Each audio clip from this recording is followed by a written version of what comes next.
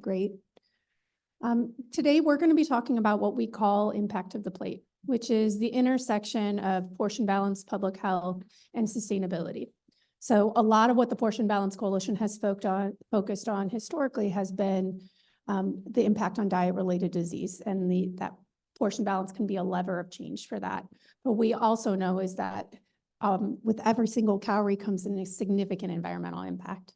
And today we're going to talk about one of those key impacts around food waste. And I'm really excited for the panel that's going to join me here today. Just doing a quick introduction of everyone. We have Jenny Roberts, who leads sourcing and sustainability for CAVA Restaurant Group. And then we have Angel Veza, who is from ReFed, which is one of the, if not the largest nonprofit studying food waste and loss. And then we have Cameron Bresnahan, and she is a student here at Georgetown. She's an economics student and a researcher, and she's been focused studying food service, food waste over at the Earth Commons group. And we're really excited to create this conversation to set the stage and really give you some context, just directly connecting for you. And there's a handout within your folder as well. When we think about the environmental footprint and impact of food and agriculture is responsible for over a quarter of global greenhouse gas emissions. It utilizes over 38% of land that's available. It also uses over 70% of the freshwater supply globally. So significant impact of our resources and our natural resources are used for food and agriculture. You combine that with over 30% of food is actually wasted. So those resources are thrown away with each piece of food. And then when you actually compound that and do the math again, about 6.1% of US greenhouse gas emissions come from food that's wasted. It's absolutely wasted material. And so it's very important for us to talk about and what are the levers of change within that. There's amazing sustainability programs that are going on at lots of restaurant and food service operations, as well as ingredient suppliers. But one of those levers of change that they can use is actually about portion balance. It's the right volume of food so that we're not wasting. It's the right proportion of ingredients. So how do we increase the proportion of lower impact ingredients on the plate, which also correlate directly with a lot of those health deficiencies that we're seeing. Increasing, the portion of your plate that is fruit and vegetables will naturally decrease the carbon footprint, the water footprint, the land footprint of that plate as well. And then last but not least is the quality, so that each calorie we're producing, we're saying what's the nutrient density of that and how do we produce more nutrient dense food. Really a simple example is brown rice, which tends to have higher fiber, higher magnesium, better from a personal health perspective, also has a lower carbon footprint. So it's really looking at food as a lever and a change agent for not only diet-related disease, but also for a broader environmental impact. So with that, I will stop talking and let my panelists share a little bit about their specialties. I think I would love to kind of expand the stage setting, and Angel, have you talk about kind of what is the state of food waste and food loss and how you've seen progress over the past several years. Yeah, sure. So, I mean, you covered it so nicely, Sarah. It's really, when we're wasting food, we're essentially really contributing to the climate crisis. And I just want to try and paint that picture a little bit more for the group, because I know this might be a newer topic. But as Sarah mentioned, over a third of our food in the United States that's grown is never eaten. So just to bring that home, imagine if all of that food that was uneaten was grown on a single farm. That farm would be the size of California and New York combined, and it would consume 22% of the nation's fresh water. So that could actually fill California's major reservoirs 3 times. And then all of that food would be loaded onto trucks that could fill a 40-ton truck every 15 seconds all year long. And all those trucks would travel miles and miles and miles across the nation so that it's being refrigerated in these grocery stores and sitting there for weeks, but then never purchased, never prepared, and never eaten. Instead, they go on another line of trucks, go all the way to landfills, and then they're just wasted there, decomposing, emitting these really harmful greenhouse gas emissions. So that's why ReFed exists. That's why food waste reduction is so important right now. And we're seeing nationally and internationally goals being set to reduce food waste by 50% by 2030. And there's been a lot of great movement happening. CAVA is doing great work. Panera, many other companies have really made commitments to reducing waste. And then what we've found through ReFed's work, because most of our work is really based on data and insights, is that actually of the top solutions to reducing food waste and reducing greenhouse gas emissions is portion sizes, is one of the top solutions that we need to start implementing like now. Thank you so much, Angel. Jenny, with that, can you share just a little bit about kind of how CAVA views this issue and what are you doing within your organization to reduce food waste? Thank you so much for the question and for the invitation to be here and part of this conversation. It's been really fascinating to participate. CAVA Mediterranean Grill, we're a hometown company. Hopefully all of you have tried CAVA, and if you haven't, I highly recommend it. Our mission is to bring heart, health, and humanity to food. And if you don't know us well, I would say that we focus on quality ingredients, thoughtful preparation, and we also try to make sure that our food is not just very flavorful, but also very plant-rich and very healthful.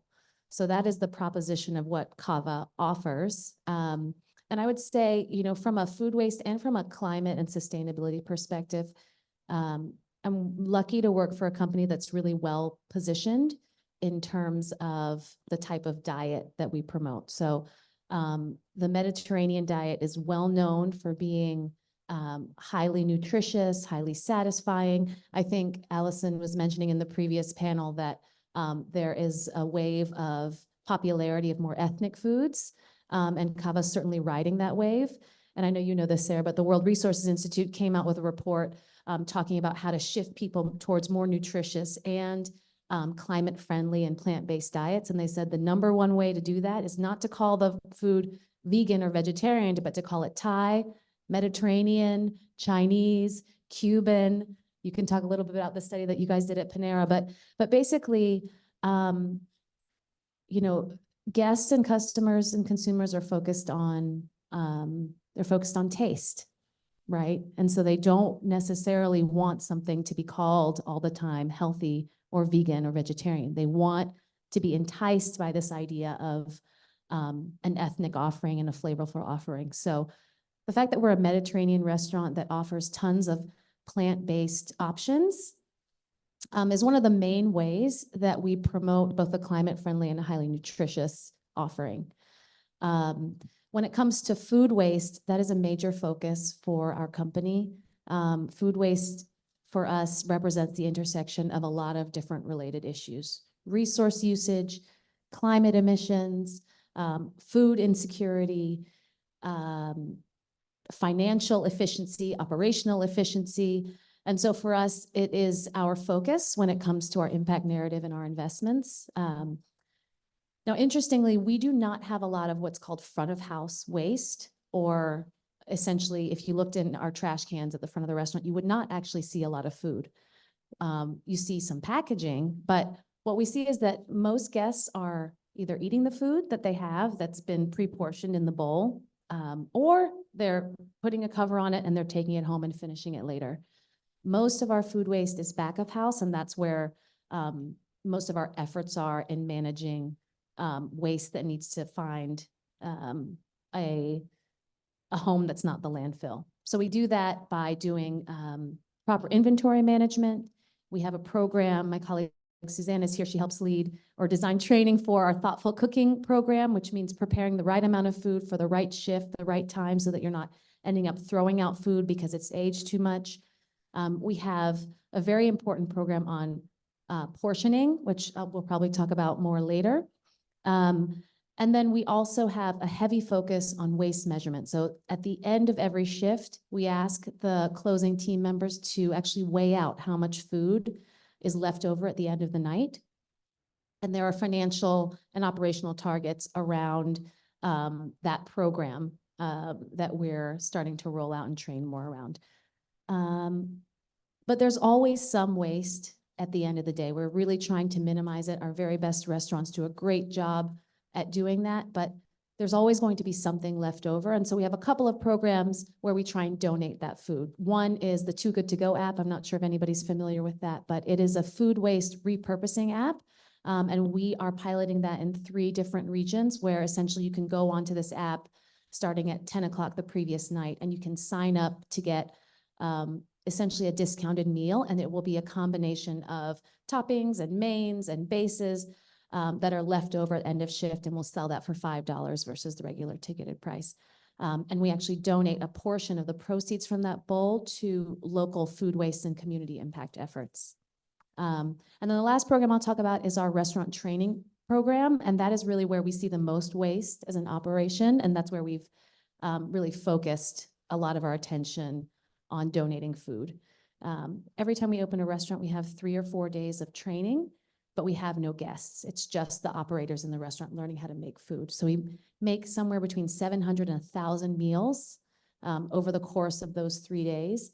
And prior to the start of this program that we rolled out last year, all of that food was sort of given away onesie twosie to someone who might be walking by, but the rest of it was going straight into the trash can. It was absolutely tragic to see. We've since partnered with a company called Food Donation Connection. And so now we have 2 food donation pickups during every training day where a local food rescue organization will come and pick up all of the bowls and pitas that are prepared, and they'll serve them within 2 to 4 hours of to a local food rescue agency. So that is, I think, most of our food waste efforts. I know that was a mouthful, but No, but I think thank that you what so you much. hit on for us is that really to attack this problem, it actually takes a systems approach. And it's really looking at your entire, system to say from field to fork, where are all the interventions we need to put in place? You're unique in that, plate waste and actually the finished is not the highest amount of waste, but Angel, correct me if I'm wrong, when we look at the restaurant space, it's like 70% of the total waste is actually plate waste, right?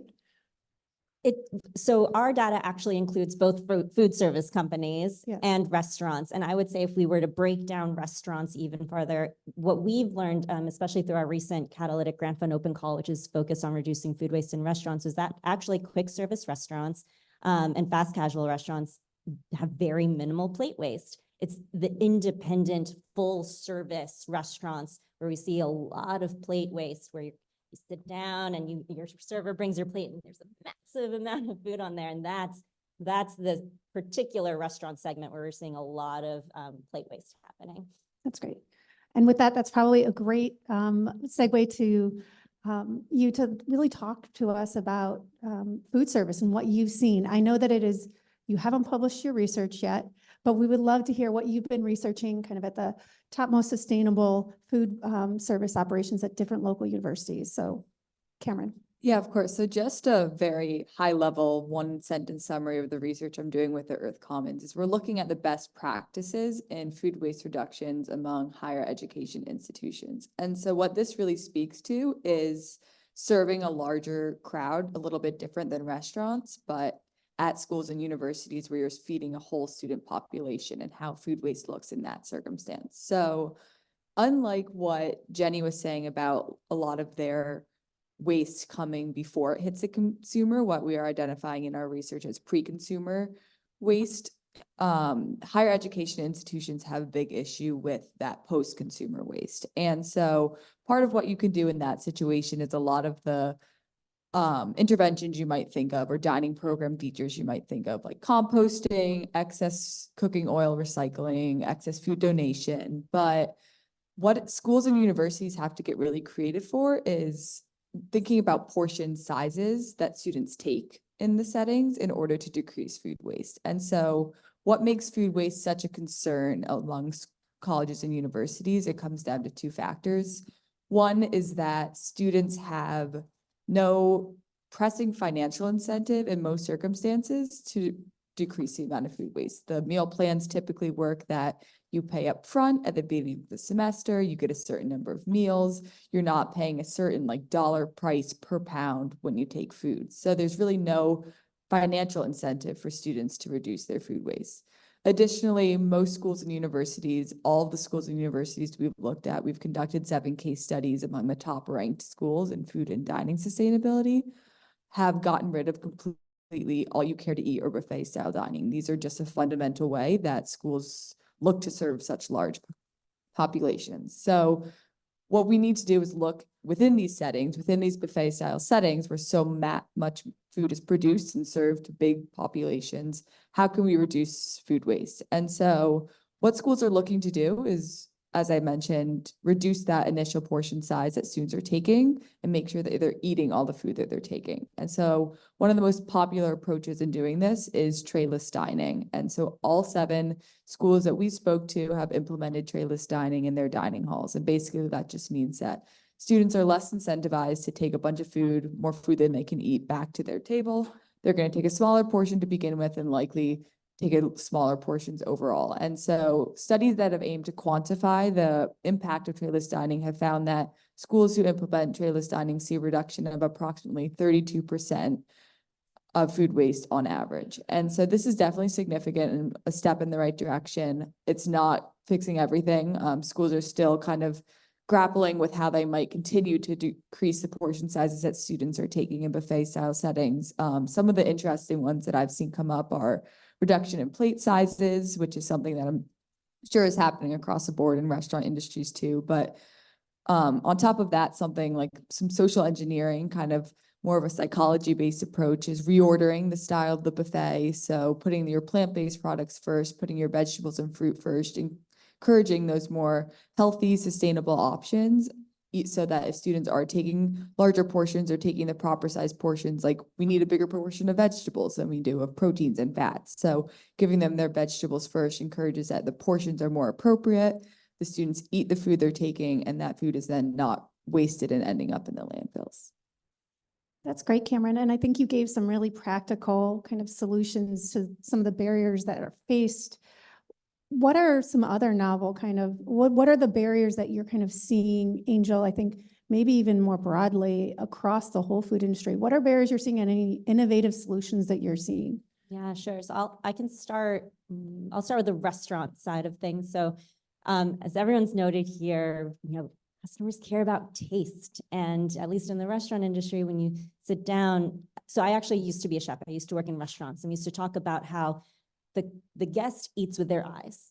The first moment they're looking at their plate and they want to see that it looks fresh and delicious, but they also are looking at how much food is on my plate and is it worth how much I'm paying right now? And that's what's always going on in a restaurant operator's mind. And again, having worked in restaurants, I've never had a guest say, hey, I want my money back. You gave me too much food. We always got complaints about, I didn't get enough food, or that person had more food than me, or whatever. And those were the complaints we had. And so there's no incentive right now, talking about incentives for restaurants, again, especially full service, to change their portion sizes because they want to be sure that they are creating a value proposition for their guest and that their guest is happy and walking away feeling satisfied. And so that's a big challenge. I would also say, even if, restaurants found an incentive or some sort of ROI even, it would be hard for them because in that industry, right, it's really known for its slim margins. So you're asking a restaurant to, hey, can you change your entire menu? Can you buy new plates? Can you do all these different things? And immediately they're like, I cannot even afford to do that. And so there's these like initial barriers, I think, for restaurants to explore that. I would say a couple of innovative things, particularly that we're seeing. Actually, one I would say is, so less on the full service side, but actually, have you all heard of Wingstop? I'm seeing some heads nod. I really appreciate what they tried to do where they created a wing calculator. So it's not giving different sizes. It's basically like, hey, customer, you tell me how hungry you're feeling right now.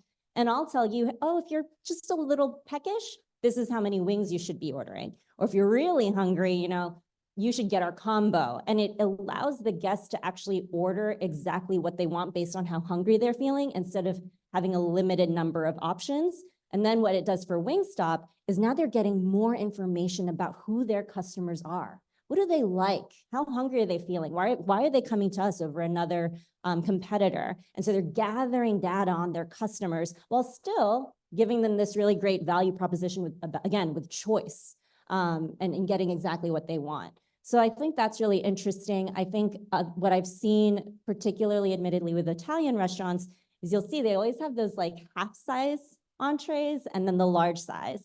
And that again is a kind of a similar idea where you'll start to see what your customers are looking for. But that's been hard, I think, across, again, full service independent restaurants for that to be implemented. And maybe just to take a step out from restaurants for a second, I know earlier we were talking a lot about packaging and pre-portion sizes. At least when we're looking at an objective metric of avoiding greenhouse gas emissions, by creating these pre-portioned packaged items for consumers, if they're actually consuming all of that food, the impact is actually higher in terms of the environmental impact, because again, it's not getting sent to landfill, it's not decomposing, it's actually getting eaten. And that actually outweighs maybe some of the negative impacts we associate with additional packaging. So overall, it's net positive. And so I think, I'm trying to remember, there's some great case studies that the Sustainable Packaging Coalition put together. Should definitely take a look at those and see what some of those companies are doing to manage portions, but also manage their carbon footprint. I think that's a great point, and it shows the complexity of sustainability and all the trade-offs we have to make between packaging, where the ingredient, what's in it, et cetera. Jenny, anything that you can think of in terms of barriers? Obviously, Angel touched on, margin is the name of the game in the restaurant industry, but any ideas on how you overcome those barriers? Yeah, I mean, I second what you're saying about value and people wanting to get getting food for what they're paying, right? That is absolutely the largest consideration for us. And we're talking before about variety, choice, and moderation, right? And I thought that was just such a great way of talking about or framing the issue. What I'll say about CAVA is that I think the way that we approach our offering is to talk about generosity. It's part of the Mediterranean culture. It's something that we own, and it's something that we don't deny it. We say, hey, you can come in and get a generous meal, and you'll eat the whole thing or eat half of it and save it, but you will feel good afterwards. You won't feel like you need to lay down and take a nap, right? And the thing that we try to offer in terms of optionality is a really modular experience. So you have multiple different types of grains and salads that you can get. You have multiple types of mains. We don't call them proteins, we call them mains, because it's important for us to offer plant-based options. So depending on the season, whether you have 6 or 7 mains on offer, we have 2 to 3 of those are plant-based. So you can pick any of those choices. At the very end, there's something like 7 or 8 toppings, predominantly vegetables, and you can scoop them on, and there's no limit. So you can go all the way there at CAVA. But what we find is that we have a large amount of guests who come in and they choose really healthy meals because it's very easy to do that at CAVA. You can have a big bowl full of vegetables. You can have a large bowl full of delicious food, and 4 ounces of that is an animal-based protein. And the most highly caloric items or calorie-dense items are at the very end, and those are the dressings, right? And you get 1 ounce of that at the very end. So the way that the Mediterranean experience is designed is more like meze, a bit of this, a bit of that. And so we find that we're a vegan and a vegetarian haven without ever having to say that. And you can go into a CAVA and say, hey, I want half a scoop of arugula and half a scoop of spinach. Our second most popular digitally ordered main is half chicken and half roasted vegetables. Actually, it's like the number 2 that we see after chicken alone. And then you can load up a lot of vegetable toppings. So the promise is generosity, but the actual execution is a really healthy bowl Nothing's wrong with a large bowl of salad greens and vegetables, right? You can eat, 10 ounces of food if 2.5 of those ounces is a plant-based protein or a lamb or something like that. So that's how I would say CAVA really approaches that challenge, is to try and say, hey, we've got 17 billion combinations and we know that you'll feel good after you eat this meal. Yeah, and I think that that really speaks to, when we think about portion balance, often we default to talking just about volume, but it's also about the quality and the proportion of those ingredients. It's fascinating that your half chicken, half veg is getting selected so often. I'm very excited by that. Laura, do I have time for a few questions? Okay, we'd love to open it up if there's any questions in the audience.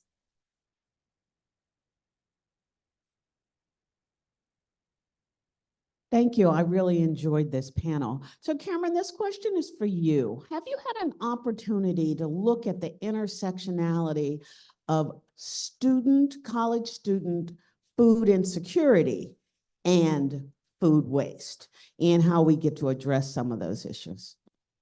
Yeah, so that definitely has not been the main focus of the research, but it certainly has come up because I think it's very important. And so first of all, what I'll say is that a lot of schools in their food donation programs are donating to actually food pantries within their own campuses. And so that's for students who are experiencing food insecurity and kind of using that excess food that's not consumed for people paying for a meal plan and putting that in a safe spot for anybody who cannot afford a full meal plan and can't afford to be in, because as someone who's been on the dining plan, they're expensive. And so lots of students can't afford to be doing that all the time. So making sure that all that food from the dining hall, almost pouring it back into the community before it even goes to pantries off campus. So that's one thing. I know Georgetown has its own food pantry here in which the excess food is donated for people experiencing food insecurity, but it is something that is very hard to balance when you are providing educational campaigns. Especially one of the big things that's come up in our research is how schools are implementing both courses, like academic courses in food sustainability, but also trying to put out information within dining halls about limiting your portion size, mindful eating, but that has to be balanced with students who grew up in an environment where they didn't know where their next meal was coming from. And when they're exposed to buffet style dining, the tendency, rightly so, is that they want to take food. They are used to just taking as much food as possible because they've been hungry. They want the food. So kind of what the goal is encouraging by showing that like the food is there if you want to go back for more. But that initial portion size should be smaller, take less the first time. But the way that the function of the buffet style dining works is that if you're still hungry, you can go back for more. You're still sitting in that environment, but just encouraging people to make portion conscious decisions. But that's why a lot of schools are hesitant to go to the pre-portion meal sizes where like you only get one scoop of this and that's all that we're going to give you, because there are students who need more than that and you don't want to send a student away hungry.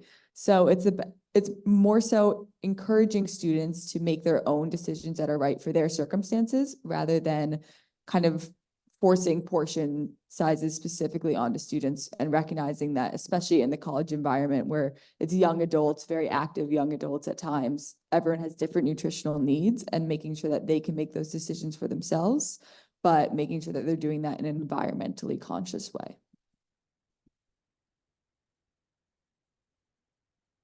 Right. And with that, I think we are going to say thank you very much for our panelists. I've really enjoyed our conversation. Thank you very, very much. Thanks, Sarah.